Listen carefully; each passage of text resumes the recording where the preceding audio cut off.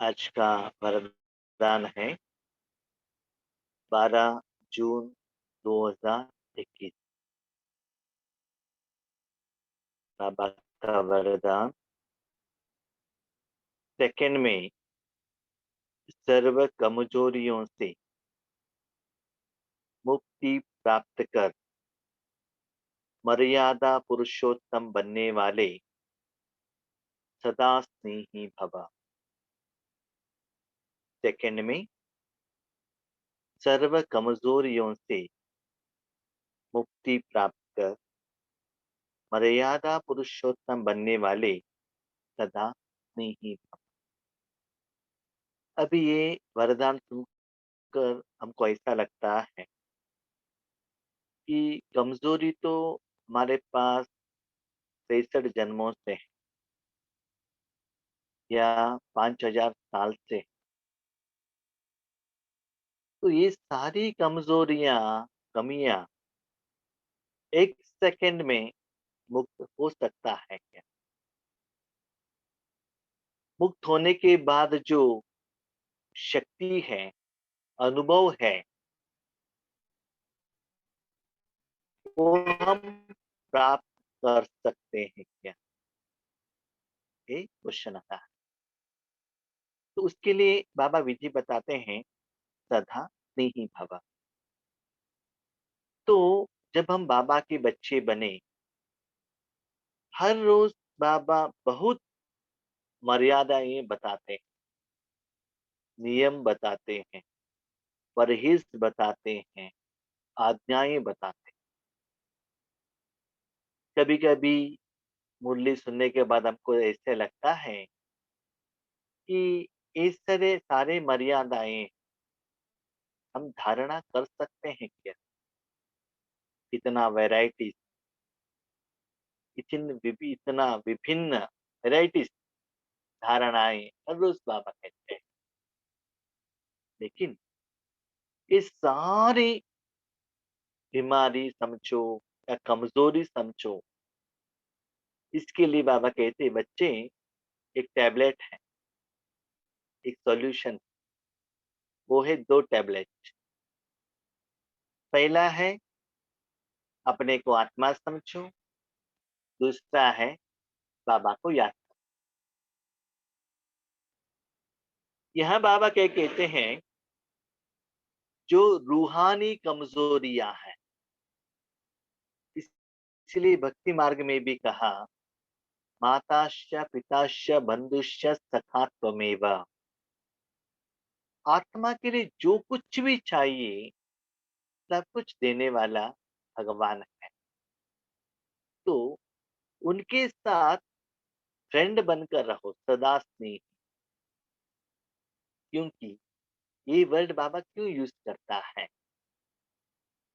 क्योंकि फ्रेंड के साथ हम अपने जिंदगी का सारे बातें, सारे मेरा कमियां और विशेषता, सुख, दुख, दर्द, सीक्रेट, सब कुछ शेयर करते हैं।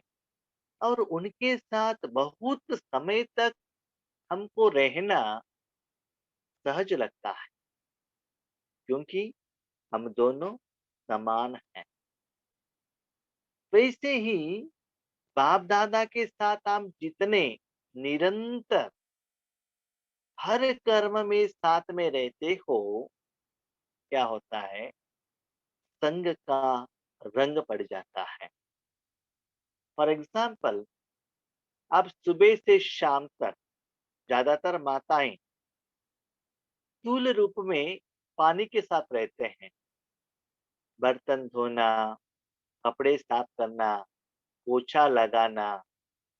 तो क्या होता है, भले आप और कुछ कर्म के लिए या बर्तन साफ करने के लिए और फ्लोर साफ करने के लिए, कपड़ा साफ करने के लिए आप पानी के साथ में हो, लेकिन वो कर्म करने के लिए आपका हाथ का तो जरूर बहुत जरूरी है। हाथ के बिना तो वो कर्म आप नहीं कर सकते हो।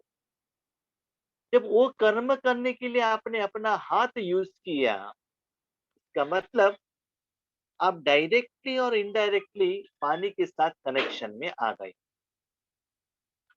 जब कनेक्शन में आ गए तो क्या होगा, वो पानी का जो गुण है ना, वो गुण के कारण वो कपड़ा, वो फ्लोर, बर्तन के साथ आपका हाथ भी ज़रूर क्लीन होगा। क्योंकि वो कर्म में वो चीज़ के साथ आपका हाथ भी इंक्लूडेड है। ऐसे ही बाबा कहते हैं बच्चे कुछ भी बात हो, चाहे रोना है, बाबा से रूह-रिहान करना है, बाबा के साथ झगड़ा करना है, खेलना है, रूठना है, साथ में सोना है, या डांस करना है, या विचार सागर मंथन करना है, ईश्वरी सेवा करना है, मनसा सेवा करना है, कुछ भी हो जाए बच्चे, आत्मा की बाजू में या मन के बाजू में परमात्मा को रखो। जितना समय किसी भी कर्म में परमात्मा को रखते जाएंगे, तो जाने अनजाने में परमात्मा का गुण है ना, आप में आ जाएगा। जैसे कि मुझे भी अनुभव है, जब मैं आंध्रा या तेलंगाना सेवा के लिए जाता हूँ, तो नॉर्मली मुझे तो तेलुगु आता नहीं, लेकिन वहां जाने के बाद आपस में लोग तेलुगु ही बातें करते हैं। हमारे बूढ़ी बूढ़ी माताएं आकर हमारे पास तेलुगु बात करते हैं, तो हमें तो तेलुगु आता नहीं, फिर भी हम तेलुगु बात करने के लिए ट्राई करते हैं। तो वही वायुमंडल में रहने के कारण हमें भी क्या होता है ना, तेलुगु आ जाता है, तो लिए हम समझ लेते हैं, थोड़ा बात करने के लिए हम ट्राई करते हैं, ठीक है। उसके साथ वहाँ का जो रिवाज है, उसको भी हम क्या करते हैं, फॉलो करते हैं। एक बार एक सेवा केंद्र पर हम गए थे सेवा के लिए, तो वहाँ का भाई ने कहा, भाई जी थोड़ा ये भोजन सप्लाई करने का थोड़ा ज़िम्मेवारी आप ले लीजिए। तो मुझे छोटेपन से ही वो अनुभव होने के कारण हमने सुबह अरेंजमेंट कर दिया।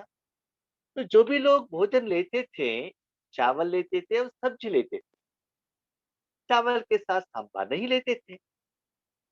हमारे यहाँ कर्नाटका में क्या होता है ना, चावल के ऊपर सांभर या रसम या दही या छाछ, उनके साथ हम क्या करते हैं, चावल खाते हैं।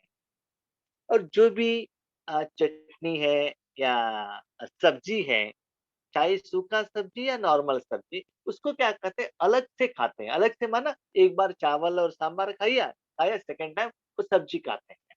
वो कर्नाटका का रिवाज है, ठीक है? लेकिन आंध्र का रिवाज क्या है? चावल के साथ जो भी सब्जी है, सब्जी को चावल में मिक्स करके खाना वो आंध्र का रिवाज, ठीक है? तो मुझे मालूम नहीं है। तो सभी लोगों का प्लेट में मैं देखता हूँ चावल और सब्जी लेकर जा रहे हैं, लेकिन सांभर नहीं लेकर जा रहे हैं।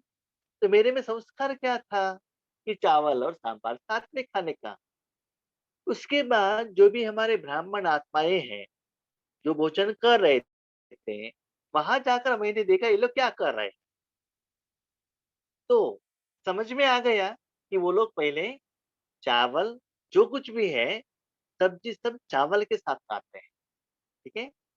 और एक बार क्या हो गया था, एक बार मैं एक पहचान वालों को घर में गया था, पब्लिक प्रोग्राम था, कुछ गृह प्रवेश था। उनके यहाँ क्या होता है ना, एक बार चावल डाल दिया तो उनके लिए जो सांबार रसम 6-7 वैरायटी का क्या आता है, वो थोड़ा भी चावल में थोड़ा थोड़ा थोड़ा थोड़ा मिक्स करके खाना है। वो भी मुझे मालूम नहीं था, लेकिन मैंने तो एज इट इज खा लिया। उसके बाद बाकी लोग क्या कर रहे हैं, मेरे साथ में जो बैठे हैं, उन लोगों को मैंने देखा। तो उससे मुझे पता चला कि मुझे आंध्रा में जाना है। जब मैं भोजन पर बैठता हूँ, मुझे चावल कैसे खाना चाहिए? सब्जी के साथ। क्यों? संग का रंग आ गया। और उस परिवार में मुझे जाना है तो चावल कैसे खाना चाहिए? थोड़े-थोड़े, थोड़े-थोड़े वैरायटी का जो वो लोग देते उसके साथ खाना चाहिए। तो हर जगह पर हम क्या करते हैं, नया सीखते हैं। एक बार जब मैं फैक्ट्री में था, मैं दिल्ली गया था। वहाँ के लोकल बस पर मैं अंदर आ गया। नॉर्मली क्या होता है ना, बेंगलुरु में जहाँ हम रहते हैं वहाँ कंडक्टर आ जाते हैं। लेकिन दिल्ली में सिस्टम ऐसा है कि जहाँ कंडक्टर है वहाँ मुझे जाना पड़ता है। मुझे तो मालूम नहीं था। उसके बाद पता चला। और बेंगलुरु में नॉर्मली लोकल बस में क्या होता है ना, पीछे से जेंट्स लोगों को अंदर आना है और वो बहनें आगे से आना है, आगे से नीचे निकलना है। और ज्यादातर नॉर्थ इंडिया में जाएंगे, जो भी अंदर आने आने वाले पीछे डोर से आएंगे, जो भी नीचे उतरने वाले आगे से उतरेंगे। तो हर जगह में हम जाएंगे, वहां का जो नॉर्म्स है, डिसिप्लिन है, रूल एंड रेगुलेशन है, वो हमें फॉलो करना पड़ता है। वो नहीं करेंगे तो क्या होता है? तो लास्ट एक एग्जांपल हम बात को आपको बताएंगे। एक बार हम अपने कंपनी में काम कर रहे थे। सेल्स व्हीकल था, उसमें एक मजदूर को लेकर हम गए सेल्स डिलीवरी के लिए। रिटर्न आने के टाइम पर हम सभी लोग, उस समय मैं तो बीके नहीं था, नॉर्थ इंडियन फूड खाने के लिए गया। वहां गया तो फूड तो खा लिया, हम तो थोड़ा लेट खाते थे। लास्ट में वो क्या करते हैं, एक बोल देते हैं, उसमें गर्म पानी रहता है, उसमें एक छोटा सा लाइम का छोटा पीस देते हैं। ठीक है। वो आने के बाद हमारे साथ में जो मजदूर था, उन्होंने कहा शक्कर लेकर आओ। तो मैंने पूछा शक्कर क्यों? उन्होंने कहा पानी तो दिया है, नींबू तो दिया है, लाइम तो दिया है, उसमें शक्कर डाल के जूस करके पी लेंगे। तो मैंने कहा वो जूस के लिए नहीं दिया है, वो हाथ धोने के लिए दिया है। हाँ, हाथ धोने के लिए दिया है? हाथ धोने के लिए नींबू देते हैं क्या? मैंने कहा ठीक है, वेट करो। बाजू में भी एक आदमी बैठा है, वो गोभी मंचूरी खा रहा है, उसके बाजू में भी वैसा ही बर्तन रखा है। वो क्या करता है देखो, उसके बाद आपको डिसाइड करो आपको क्या करना है। तो क्या होता है, बाबा क्या कहते हैं, बच्चे जहां भी आप जाते हो, वहां का थोड़ा सा norms and rules and regulations रहता है। उसके अनुसार ही आप चलेंगे तो वो कर्म सफल होगा। नहीं तो आपका जो बिहेवियर, आपका जो कर्म, आपका जो चिंतन और स्टाइल देकर लोग हंसने लगेंगे। ठीक है।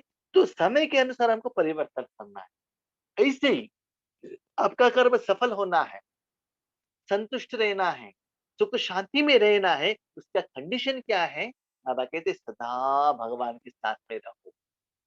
जितना भगवान के साथ में रहते जाएंगे, परमात्मा में जो गुण है, विशेषता है, शक्ति है, आप में ट्रांसफर हो जाएगा। और आपका बात मधुर होगा, सोच पॉजिटिव थिंकिंग हो जाएगा। और आपके द्वारा सप्त गुण बाहर निकलना स्टार्ट हो जाएंगे और बाप समान बन जाएंगे। इसीलिए निरंतर आपको क्या बनना है? भगवान को साथ में रखना बहुत जरूरी है। तो आपको ये चेक करो, रूहानियत में हर कर्म में उस मर्यादा को मैं फॉलो कर रहा हूँ क्या? क्या मर्यादा? मन मना भाव। मेरे मन की बाजू में परमात्मा है, फ्रेंड के रूप में है, सदा है, हर कर्म में है, हर संकल्प में है, हर समय में है। ये जो वरदान है, कल के वरदान का कंटिन्यूएशन है। कल बाबा ने 11 तारीख को कहा था, हर संकल्प, हर समय, हर सेवा में बाबा को साथ में रखो। तो बच्चे आज पूछ रहे हैं, अब वो कैसे हो सकता है? इसके लिए बाबा का सॉल्यूशन है, बच्चे बाबा को फ्रेंड बनाओ। तो फ्रेंड के साथ जो कुछ भी करना, हरकत करना आपके लिए क्या हो जाएगा? आसान हो जाएगा, लौकिक में भी। ऐसे ही फ्रेंड बनकर सदा बाबा के साथ बातचीत करते रहो, उनके साथ ही कर्म करते रहो, उनसे ही कर्म कराते रहो, और सब कुछ भगवान को या फ्रेंड के ऊपर न्योछावर हो जाओ, वो समर्पण हो जाओ। जिसके ऊपर आप न्योछावर हो जाते हो, उनके आगे कमियां को त्याग करना कोई मुश्किल बात नहीं है। अभी और एक एग्जाम्पल देखिए। एक माता, एक स्त्री घर में रहती है, थोड़ा ड्रेस कोड रहता है, उसको मेंटेन करके रहती है। ठीक है। लेकिन जब सपोज समझ लीजिए उनको बाहर जाना है, घर से बाहर जाना है, या टेम्पल में जाना है, या परचेसिंग के लिए जाना है, हॉस्पिटल में जाना है, तो उसके अनुसार वो क्या करती है, अपने शरीर को रेडी करके जाती है। लेकिन समझ लीजिए कोई एक माता घर पर है, उनका छोटा-सा बच्चा स्कूल गया है। स्कूल में खेलते-खेलते उनको क्या हो गया, पाँव ट्विस्ट हो गया है, पाँव का हड्डी टूट गया है। तो स्कूल का टीचर घर में बच्चे को लेकर आ गए। आपको पता चल गया कि अभी अर्जेंटली उनको क्या करना है, हॉस्पिटल लेकर जाना है इमरजेंसी। तो उस समय क्या करते हैं, उस बेटे के ऊपर हमको इतना प्यार, ममता, मोह, अपनापन रहने के कारण मैं क्या हूँ, कैसे हूँ ये हम नहीं देखते हैं। एज़ इट इज़ डायरेक्टली क्या करते हैं, जो व्हीकल, ऑटो, टैक्सी जो भी मिला उसमें पहले हॉस्पिटल लेकर जाते हैं और अपने बच्चों को हॉस्पिटल में क्या करते हैं, दाखिल करते हैं कि वो सेफ हो। जब डॉक्टर बाहर आके कहता है आपका बच्चा सेफ है, उसके बाद आपको अपने शरीर के प्रति अटेंशन रहता है कि मैं कैसी। तो ये सभी नॉर्म्स को आपने क्यों तोड़ा? क्योंकि बेटे के ऊपर जो आपका प्यार था, जिगरी प्यार था, बाकी सभी को आपने साइडलाइन कर दिया। इसलिए बाबा कहते हैं बच्चे, दुनिया का जो रूल एंड रेगुलेशंस है, परमत है, भक्ति है, वेद है, शास्त्र है, पुराण है, रीति रिवाज है, वो सभी को बाजू में रखो। और आपका जो फ्रेंड कहता है, परमपिता कहता है, बाप दादा कहता है, तो सिंपल कहता है अपने को आत्मा समझ बाबा को याद करो। ये दोनों मर्यादाओं को अब जितना निरंतर फॉलो करेंगे, उतना आप मर्यादा पुरुषोत्तम, वही मर्यादा है। क्या है मर्यादा? आत्मा और परमात्मा, उसके कारण पुरुष में उत्तम बन जाते हो, क्योंकि उससे आत्मा प्योर होता ही जाता है। जो भी वीकनेस है, जो भी विकर्म है, जो भी किचड़ापन है, जो भी गंदगी है, आपको जाने अनजाने में वो क्लीन होता ही जाता है। वो जो पुरुष आत्मा पवित्रता का कारण, शुद्ध का कारण उत्तम बनता ही जाता है। इसीलिए अपने को चेक करो कि ये दोनों बाबा के अध्याय समझो, क्या बाबा का ऑर्डर समझो या बाबा का रिक्वेस्ट समझो, हर कर्म में आप फॉलो कर रहे हो क्या, ये चेक करो। तो वैसी आत्माओं को, वैसे स्नेही आत्माओं को बाबा का सहयोग सदा रहेगा, भगवान का सुख का अनुभव करते रहेंगे। जब ये स्थिति, ये स्मृति आगे बढ़ता जाएगा, तब क्या होगा, आपने जो निश्चय किया है, क्या निश्चय किया है कि संगम युग में मुझे क्या करना है, बाबा को कैसे मुझे हेल्प करना है। सत्युग में मुझे क्या बनना है, नहीं मुझे राजा बनना है, लक्ष्मी नारायण बनना है, बहुत अच्छा गहने पहनना है, ये नहीं। संगम युग में मेरे फ्रेंड को मैं कैसे सहयोग दे सकता हूँ, ये जो आपका जो संपूर्णता का जो इच्छा है, उसको आप सहज रीति से पहुंच सकते हो। निश्चय का फाउंडेशन मजबूत है, तो संपूर्णता तक पहुंचना निश्चित है। कभी कभी क्या होता है ना, हम ईश्वरी जीवन में आगे बढ़ते जाएंगे, तो हम सोचेंगे हमने जो एम एंड ऑब्जेक्ट रखा था, ये हम पहुंच सकते हैं या नहीं पहुंच सकते। मन में क्या होता है, doubt, question mark, exclamatory mark आ जाता है। क्यों? निश्चय का कमी है। तो निश्चय पक्का है तो यस, मैं एग्जाम जरूर पास करूंगी, मैं कोरोना से जरूर बाहर आ जाऊंगी, ऐसे पावरफुल संकल्प कीजिएगा तो क्या हो जाएगा, बाहर आ जाएंगे जरूर। हमारे माताएं भी कभी कभी संकल्प करते हैं, हाँ हमको आज बट्टी अटेंड करना ही है, किसी भी हालत में आ जाएंगे। होता है कि नहीं होता है? ऐसे संकल्प आ गया तो उस दिन नहीं होता। मुझे किसी हालत में माउंट आबू जाना ही है, उनको उस समय न घुटने का दर्द आता है, न पेट का दर्द आता है, न भूख आता है। क्यों? निश्चय है, यस मस्ट एंड शुड, मुझे करना ही है। ऐसे बाबा कहता है वो निश्चय, निश्चय आप में नहीं आएगा तो और किस में आएगा? आपके साथ तो सर्वशक्तिमान है, सर्वज्ञ बाप है, और इतना हर कर्म में बाबा ने सहयोग दिया है और सफलता आपके आगे खड़ी है। तो इसके आधार पर बाबा कहते हैं बच्चे निश्चय आता नहीं है क्या? कभी कभी का हम क्या सोचते हैं, नहीं भाई जी आगे आगे विनाश ज्यादा होगा, युद्ध होगा तो क्या करेंगे, बीमारी आएगा तो क्या करेंगे, जिम्मेदारी ज्यादा बढ़ेगा तो क्या करेंगे। ऐसे क्या करते हैं, हम अपने मन में क्वेश्चन को लेकर आते हैं। तो बाबा पूछता है आपसे, बच्चे दुनिया में ऐसे कोरोना का महामारी है, लेकिन मैंने आपको कितना सेफ रखा है, कितना खुशी में रखा है, कितना आनंद में हो, क्या इतना निश्चय काफ़ी नहीं है? इतना अनुभव आपको स्ट्रॉन्ग नहीं बनाता है क्या? अभी भी आपके साथी में, फ्रेंड के ऊपर अभी भी डाउट है? ये बाबा पूछ रहा है।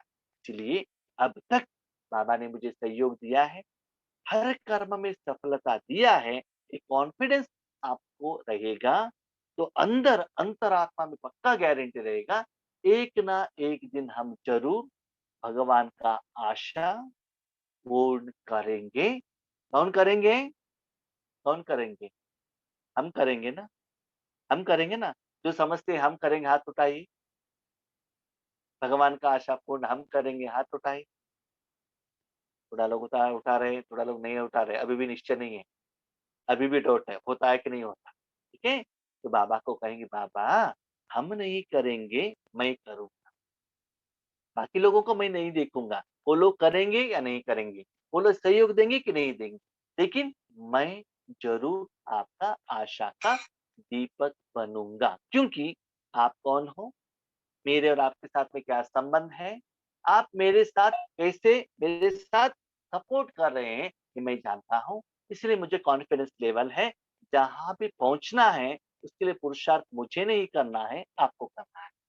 सिर्फ मुझे आपका साथ रखना है, बस बाकी का काम आपका है। इसीलिए आपका साथी है ना, उसके ऊपर कॉन्फिडेंस रखो।